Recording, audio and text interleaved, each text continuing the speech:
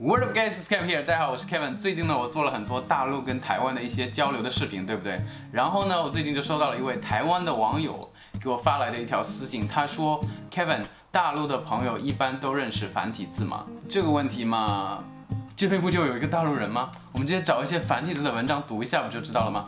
Let's go！ 我现在呢找到了一本书，是白先勇先生的一本书，叫《台北人》。找到的版本呢刚好就是繁体字的版本，大家就跟我一起试一下吧。这本书呢非常有名，但是我从来没有看过，我们就随机选一段来读好了。比如说这一段好了，直接来吧。从前看京戏，伍子胥过韶关，一夜便及白了头发。那时我只道戏里那样做罢了。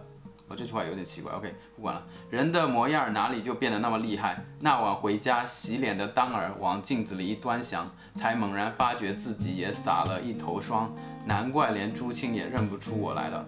从前逃难的时候只顾逃命，什么事都懵懵懂懂的，也不知黑天白日。我们撤退到海南岛的时候，围城便病没了。所以大家其实可以看出来，我们大陆人读繁体字的话，其实是完全没有问题的，而且速度还是蛮快的。做视频之前呢，我也问了几个朋友，他们都说读的话基本上没什么问题，但是写起来稍微有一些困难这样。然后呢，我想了很久，算是总结出了一些原因吧，我给大家分析一下。第一个原因是，虽然大陆官方在推行简体字，但是呢，大陆其实是一个 繁体字跟简体字并存的地方，我相信如果大家来过大陆的话，你去一些风景区啊，去一些老弄堂啊，去一些寺庙啊，上面呢写的都是繁体字。还有呢，如果你看一些书画呀，看一些扇子啊，看一些比如说一些字典啊，它上面其实都是有繁体字的。也就是说，在现实生活中，你经常可以看到一些繁体字的。所以呢，虽然官方在推行简体字，但是我并不觉得繁体字离我们很远。第二个原因呢是，繁体字虽然简化了，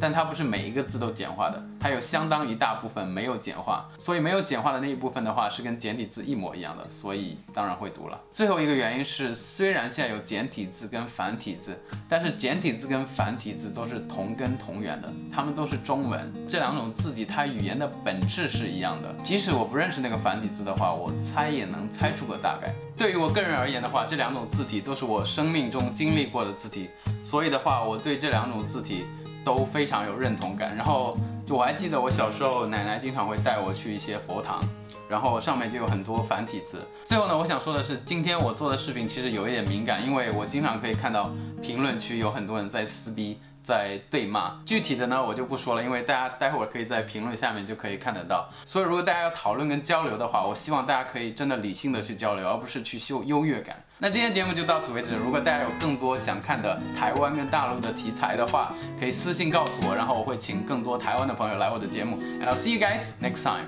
Peace.